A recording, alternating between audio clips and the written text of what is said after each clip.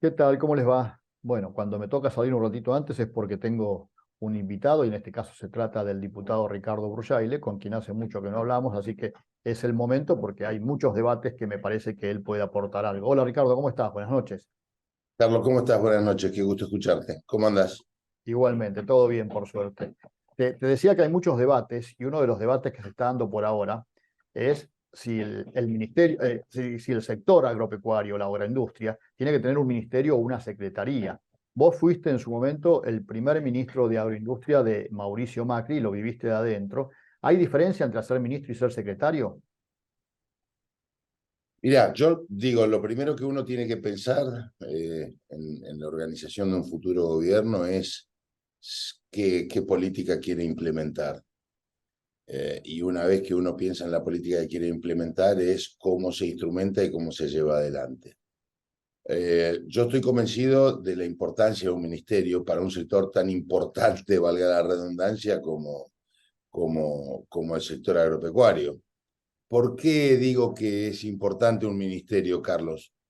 Porque no es lo mismo tener un ministro que sea tu jefe para llegar al presidente de la República, o que tengas que discutir primero como secretario con tu ministro el presupuesto que va a ser de tu área. Ya no tenés manejo directo de lo que es el INTA y el SENASA, por ejemplo, y el INIDEP y el Instituto Nacional de Vitivinicultura. Pasa a depender del área de economía, que seguramente será así. Tampoco vas a definir un montón de cuestiones que va a estar en manos del ministro, que los podrías resolver vos. Así que por más interacción buena que tengas con el ministro, que debiera ser así, yo estoy convencido que la Secretaría, la actual Secretaría de Agricultura, debiera ser ministerio por la importancia que tiene. No tiene nada que ver lo que hoy, yo no creo en los 21 ministerios, ¿sí? Pero tampoco creo en la estupidez que hoy estamos, que la diferencia es el sueldo de un ministro, ¿no? O de la estructura de un ministerio. Cuando vos mirás la estructura de costos, decís, bueno, ¿en qué se beneficia y en qué no? A vos, un ministerio te permite llegar directamente al presidente de la República. Porque lo lógico es que si yo voy a ir siendo secretario de Agricultura, tenés que ir a hablar con el presidente, tenés que pasar por el ministro, salvo que te llame el presidente. Entonces, es definición de política, es asignación de roles, es discusión de cuestiones internacionales también. Hay lugares que son ministerios y hablan con los ministros, no con los secretarios de Estado. ¿Sí? Entonces, todas esas cuestiones en lo que es en lo relativo a apertura de mercados, si me preguntás, yo es lo que le diría a Patricia Bullrich, ¿no? Mira, Patricia, es conveniente que tengas un ministro, el sector se siente más representado, tiene más autoridad para tomar decisiones, está en las reuniones de gabinete, Carlos, en las reuniones de gabinete se discuten cosas que es importante que esté el ministro. Así que yo creo que eso hay que analizar. Es cierto que hay que reducir ministerios sustancialmente. No sé si serán 7, 8 o 10, digamos, no lo sé. Pero es importante reducir ministerios, pero es importante analizar qué ministerios son centrales para la Argentina. Cuando estabas en funciones y durante toda la etapa de Mauricio Macri, había también un ministerio de la producción y había también un ministerio de Sí. economía y hubo también un ministerio de finanzas. ¿Son todos iguales de importantes o todos representan más o menos lo mismo o no? Y no, yo digo que no, porque hay sectores que uno puede pensar que el Ministerio de la Producción tiene un borde muy finito con lo que es agricultura, ¿no es cierto? Porque en algún momento fue agricultura, fue Secretaría de Producción, que producción englobaba industria y agricultura. Eh, el ministro de Finanzas, ese Ministerio de Finanzas estuvo más relacionado con, después de la ida de Alfonso Prat-Gay, el ascenso creo que fue eh, que viene Duhovne y Duhovne y Toto Caputo, Caputo. ¿no? ¿Eh? Duhovne por un lado y Caputo por Duhovne el otro. y Caputo. Entonces, en ese momento Toto Caputo era secretario de Finanzas y lo llevaron al Ministerio de Finanzas. Yo creo que hay ministerios que son más importantes que otros. Por supuesto, el Ministerio del Interior el ministro es el corazón de la política de la Argentina, la relación de los gobernadores con el presidente, Ministerio de Economía. Uno puede pensar en un Ministerio de Industria, si querés, o Ministerio de Agricultura, podés pensarlo. Seguramente pensarás dentro de lo que es economía, tendrás la Secretaría de Energía, entre otras, la Secretaría de Finanzas, pero repito, hay muchos ministerios que hoy funcionan que tienen más que ver con acuerdos políticos que con roles centrales. También pasó en nuestro gobierno, ¿no? Porque había una cantidad similar de ministerios.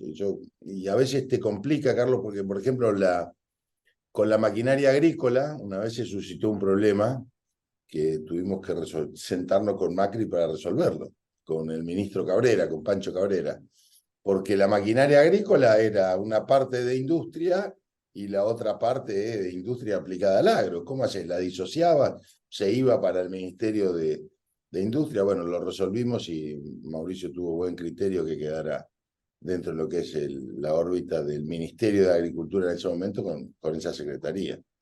Pero, repito, lo importante es definir políticas, lo importante es que el ministro de Agricultura tenga posibilidad de discutir estas cuestiones y es importante a nivel internacional. Muchos países no reciben a los secretarios y se habla una relación ministro-ministro, ¿sí? Y eso cambia. Haces mucho hincapié en la definición de políticas.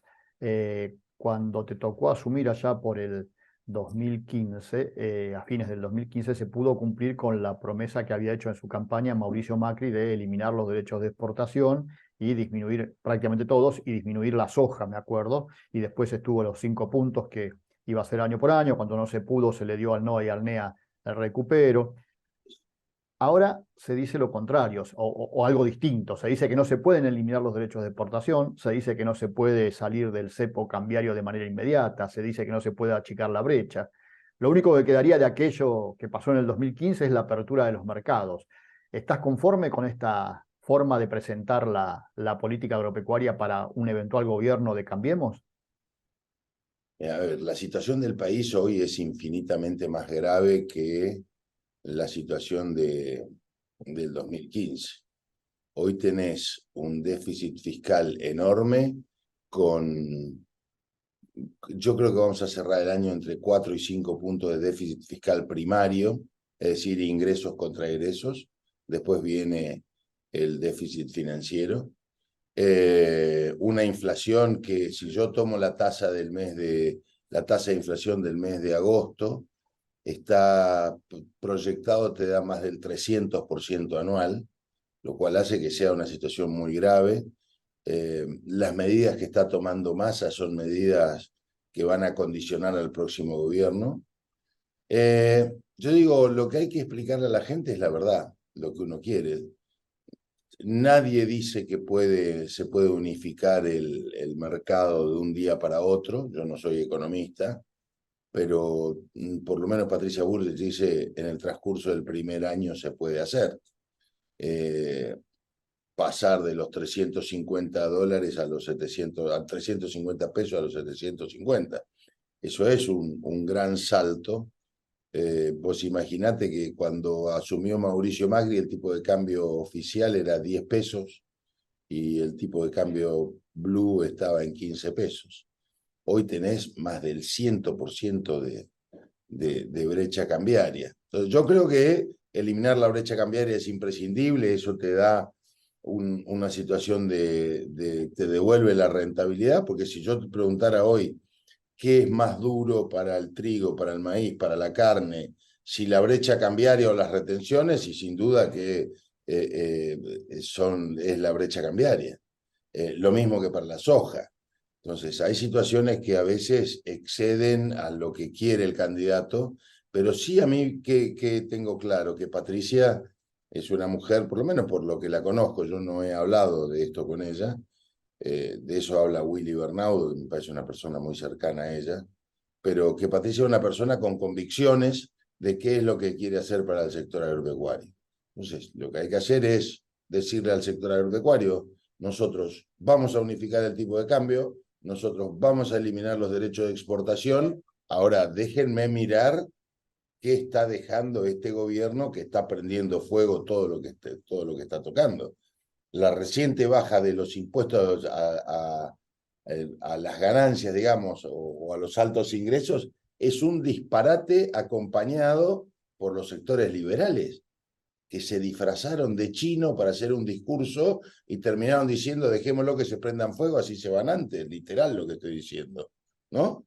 Entonces hay un grado de irresponsabilidad y de convivencia entre hoy Unión por la Patria, Massa y Milei, que asusta. Eso es irresponsabilidad, Carlos. Una persona, un autónomo, que ganare 1.700.000 pesos por mes, ¿sabés cuánto tiene que pagar de impuestos? 6,5 millones de pesos por año. por año. Un trabajador que tiene relación de dependencia paga 0 pesos. Un monotributista que factura 400.000 pesos por mes tiene que pagar el monotributo. ¿Cuál es la política de emprendedurismo? Entonces, esto es lo que nos va a quedar a nosotros si ya accedemos al gobierno. Están prendiendo fuego todo, ¿no? Ahora viene otro proyecto, que a mí me parece más razonable, te quiero aclarar, pues yo lo he presentado, que es un proyecto de IVA, pero, digamos, mientras tanto se sigue sin bajar el gasto, y repito, lo de Massa y lo de Milei es de un grado de irresponsabilidad poco serio. Vamos a hacer una pausa si querés y después seguimos hablando de la política, ¿querés? Dale, con gusto. Vamos a hacer la pausa y seguimos con Ricardo Urgay.